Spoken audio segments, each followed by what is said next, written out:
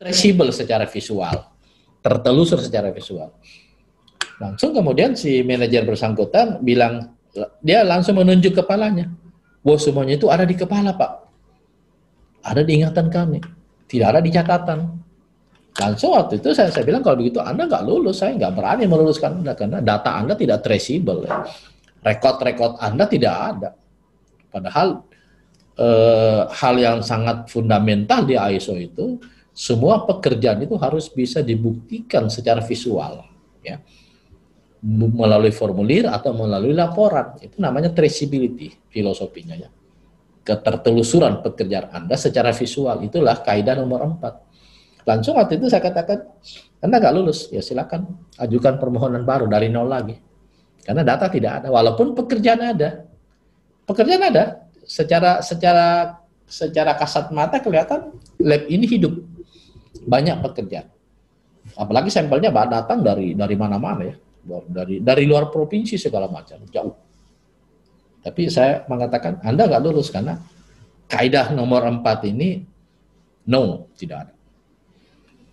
Nah, kaidah yang kelima, Anda secara tersirat tidak diwajibkan menjadi perfect. Ini nomor 5, ya. Tidak diwajibkan menjadi perfect, tidak diwajibkan menjadi sempurna. Tetap di laboratorium sehebat-hebatnya Anda, pasti ada kendala. Nah, lakukan perbaikan, namanya continuous improvement. Nah, ini saran kami, Bapak Ibu sekalian, ya, teman-teman sekalian, kalau bisa ini dihafal. Syukur kalau bisa seperti yang sering kami bilang, ya.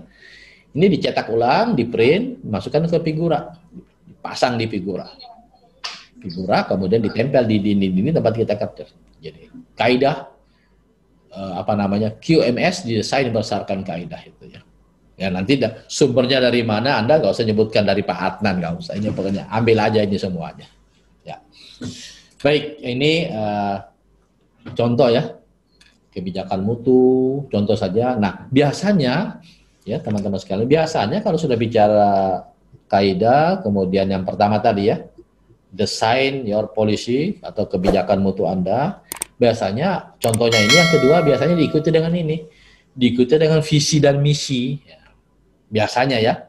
Ini kebiasaan kita selama ini, kalau ada kebijakan mutu biasanya diikuti dengan visi dan misi. Dan biasanya ini ada keputusan tidak tertulis, kesepakatan tidak tertulis. Kebijakan mutu itu sebaiknya bukan kesepakatan tidak tertulis, ya memang ini aturannya harus dibawa kendali top manajernya di kantor itu, apakah kepala balai atau kepala dinas, atau mungkin kalau di fakultas mungkin dekan atau rektor, jadi yang tertinggi. Demikian pula visi misi. Demikian visi misi. Contoh aja ini, ya, visi dan misi. Visi menjadi laboratorium pengujian yang senantiasa memberikan kepuasan kepada pelanggan. Ini kan harapan, ya.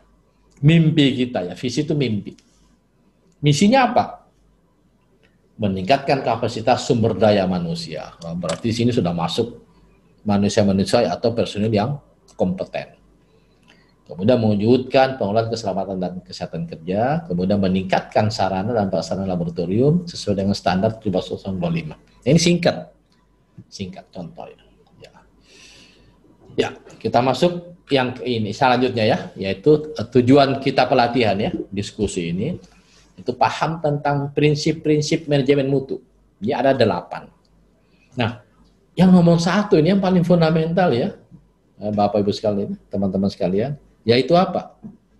Fokus kepada pelanggan. Fokus. Jadi ini harusnya mendarah daging, ya. Harusnya mendarah daging, bahwa Anda melayani pelanggan, orientasinya harus fokus kepada pelanggan. Supaya apa? Nah, indikator pelanggan puas itu paling tidak yang pertama, dia akan cerita ke teman-temannya, ya.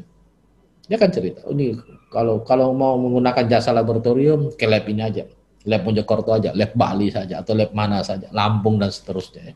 Atau lab Sinjai saja. Jadi itu ciri-ciri kepuasan pelanggan, dia akan cerita. Sebagaimana yang saya bilang tadi, ya, bisnis yang sukses adalah bisnis yang based on based on komunitas. Based on komunitas. Jadi bisnis. Jadi mereka itu pelanggan-pelanggan kita, cirinya ya antara lain adalah mereka punya link. Mereka punya jaringan. Nah, kalau dia puas, dia kan cerita. Yang kedua, indikator pelanggan puas, ya, ada istilah repeat order. Dia akan datang lagi. Besok datang lagi, besok datang lagi, besok datang lagi. Datang maksudnya ngantar sampel ya. Datang lagi, datang lagi. Itu namanya repeat order. Tentu saja kita harus paham. Kepuasan pelanggan itu menurut 17025 adalah data valid dan tepat waktu ya. Valid dan tepat waktu. Ya.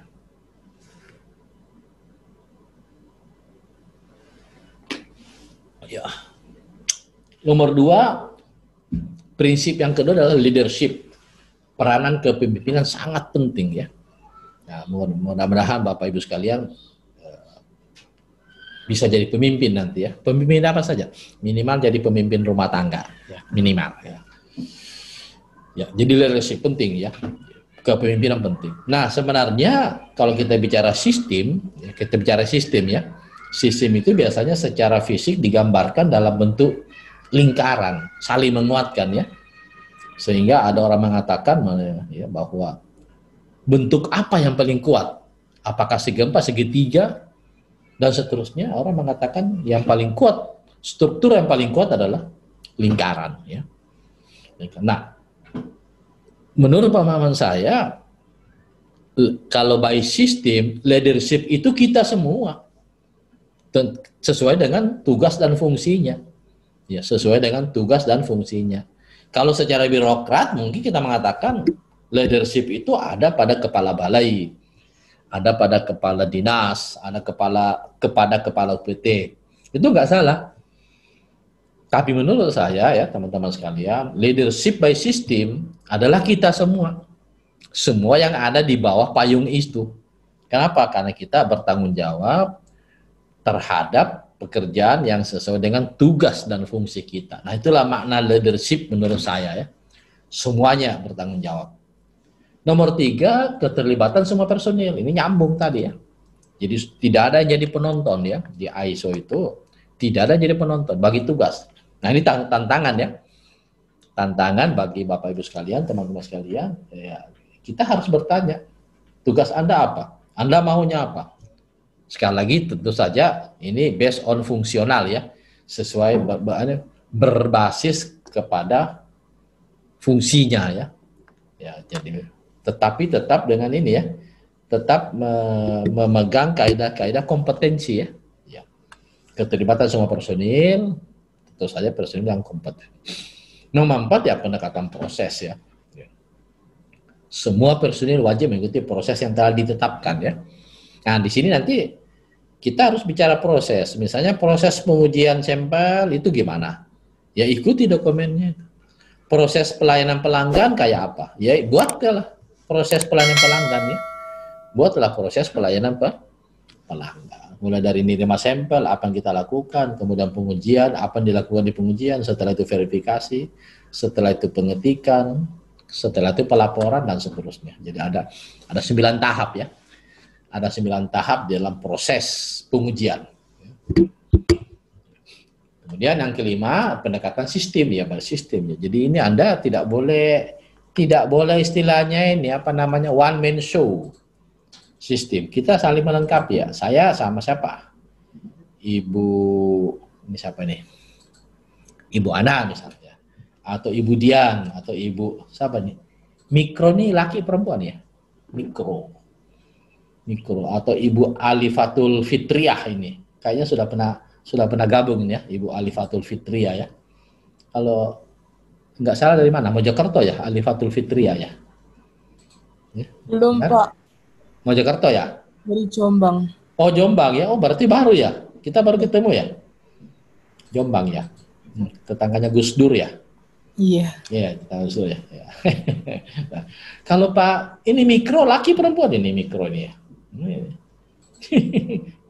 Ada juga orang namanya mikro ya. Apa cuma ini? Simbol aja nih. Nah, jadi kalau pendekatan sistem saya dengan Ibu Alifatul itu sama, saling menguatkan. Ya, jadi apa? Jangan Anda berpikir one